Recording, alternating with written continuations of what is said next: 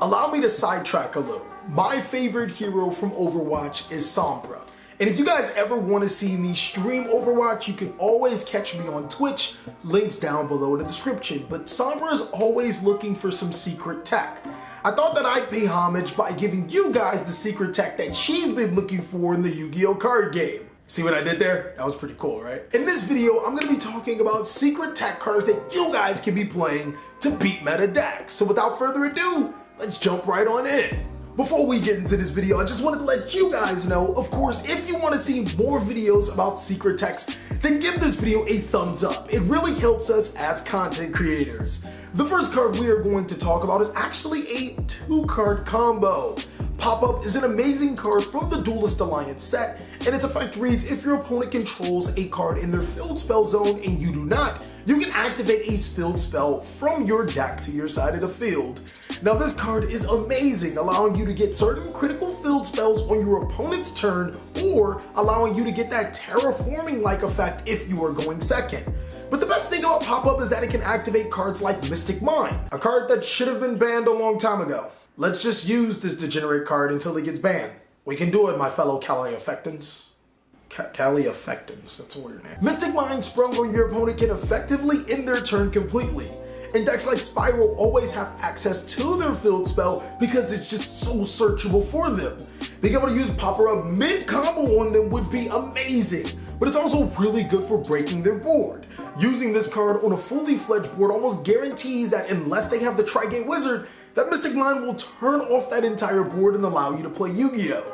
I think that this duo combo is amazing, really good against monster effect boards, and really good against break my board type infinite negation decks. The next card is one of my most favorite cards in Yu-Gi-Oh! As you guys know, I am not big on hand traps. I don't think that they're really good in total, or I think that most people play hand traps wrong. But what I am is a really big fan on disruption cards that can be used to help you on your turn to prevent your opponent from disrupting you. Don't think about that too much. You'll get a migraine. Disrupting disruptors that disrupt disruptors. You get what I'm saying? Forbidden Chalice is an amazing card. This quick play spell card allows a monster to get 400 attack at the cost of negating its effect.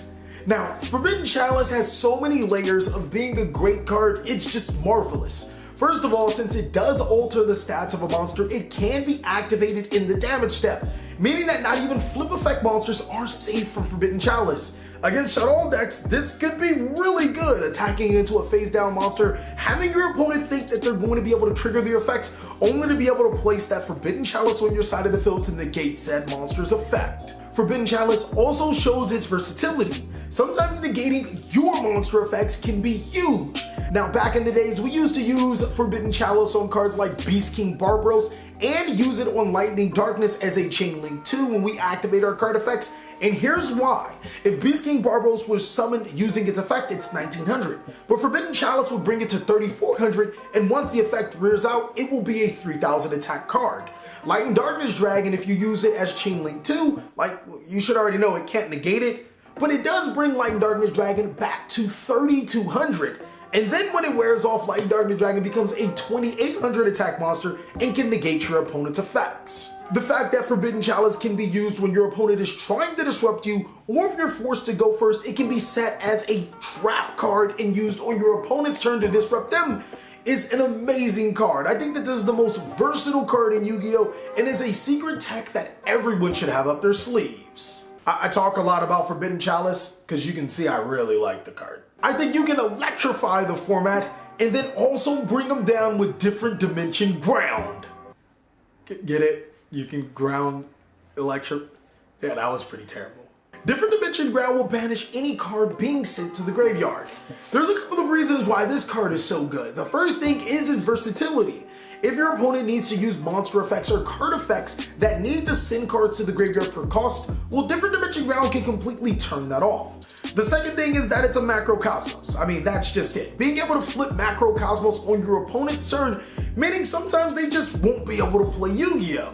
I mean, unless they like to have their cards banished, different dimension ground can be an amazing card against them.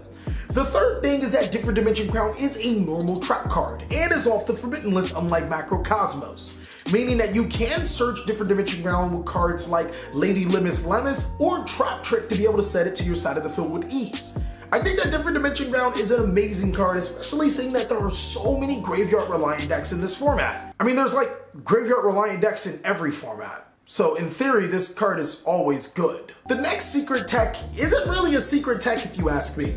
I see players playing quite a bit of this card, but I still want to brush over it for the new players or for players that were considering playing it. Dark Ruler No More should be a card that you should be siding in your sideboard. Take a look at all of the decks that are topping right now. They make some super negation board that's really scary. Ooh. The unfortunate thing about those super negation boards is that they typically don't play spell or trap card negations or anything that can react to Dark Ruler No More, being able to completely turn off your opponent's board. Now, players have been playing Nibiru over Dark Ruler No More, and I don't think that that's the correct line of thinking right now. Apollousa has skyrocketed in price for a reason. Players will just make Apollousa before Nibiru. And even against some of the decks that don't play Apollousa, being Nibiru isn't the worst thing for them. I mean, they just turn the Nibiru token into another part of their combo, or they're already fully prepared for the Nibiru. Dark Ruler No More allows you to play on your turn, saying that, hey, on that super negation board that you just wasted 10 minutes of my time, yeah, I'm gonna break it with this one card. Now, sometimes cards like Dark Ruler No More are not in players' budgets. That's completely understandable. I mean, I have picked out on quite a few things, only to look at the Yu-Gi-Oh card game and be like, I don't want to spend no money on that. A budget option, a really good budget option that's kind of underrated right now is Raigeki. I know, it's been quite some years before Raigeki has been playable inside of the format, but both Raigeki and Dark Hole are somewhat viable. A lot of strategies are building boards that don't have spell and trap negations, and they only have monster effect negations, almost forgetting that these spell and trap negations can exist. Raigeki is a perfect out to your opponent's entire board and can be followed up after Dark Ruler No More, meaning that you have 4 cards to play with while your opponent has nothing on their side of the field. Now, Raigeki and Dark Hole isn't the end-all be-all, it's not the ultimate decider, and it's not as powerful as it once was. But being able to occasionally wipe out all your opponent's monsters from an unsuspecting opponent is pretty strong in my book. Plus, Raigeki, ayy. Artifact Sanctum is another card that shouldn't be on this list. Players already know how powerful this card can be. It can spell summon artifact monsters to your side of the field, which have some devastating effects. The first one that typically comes to mind is Artifact Scythe, because it can completely shut your opponent out of playing from the extra deck. Artifact Scythe is generally thought of as the main target to be able to special summon, but Artifact Lancia is not that far behind, being able to prevent your opponent from banishing cards for the duration of the turn. I mean, we do have a card that you guys should buy before it skyrockets in price for a reason. I think that Artifact Sanctum is in a really good spot right now, being able to spell summon some critical artifacts and still getting artifact support is amazing.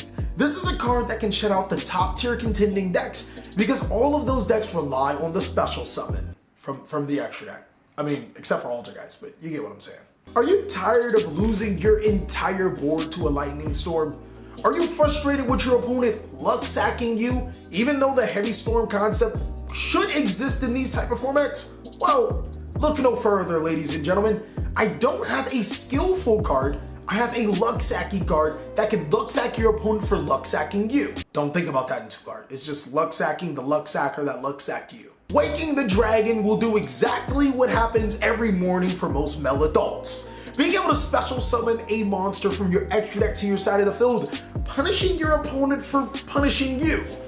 I like the sound of that. Waking the Dragon triggers when it is destroyed, so when your opponent decides to lightning storm for your back row, you have a plethora of monsters in your extra deck that you should be able to special summon to your side of the field.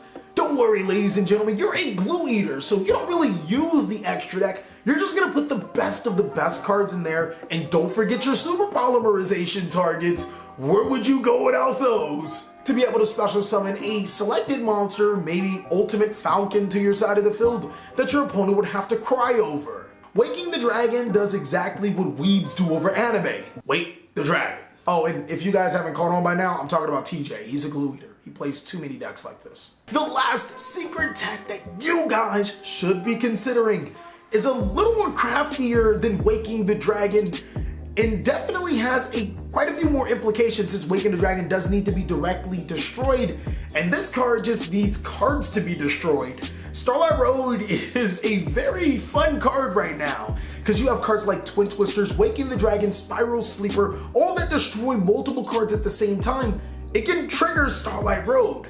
I find this most interesting because Starlight Road not only negates and destroys the card it is trying to be destroyed by, it also can special summon a Stardust Dragon to your side of the field. I never knew how good Stardust Dragon was until you get it to your side of the field for free. Stardust Dragon can be a pretty good card inside of this format because it further prevents for destruction, and it's a free monster to your side of the field. Fret not, players that may lose to Lightning Storm, Spiral Sleeper, Twin Twisters, or a myriad of other destruction cards. Starlight Road has been here. I mean, there is the huge revolution is over, but you don't get a Stardust Dragon off of that, right? Thank you guys so much for watching. I really hope you guys enjoyed this video. Again, if you want to see more, then give this video a like. It was really awesome to talk about secret tech cards, and every time I say tech, I think of Sombra, so I'm just gonna go hop on Overwatch right now. I hope you guys are having a great day, like I am.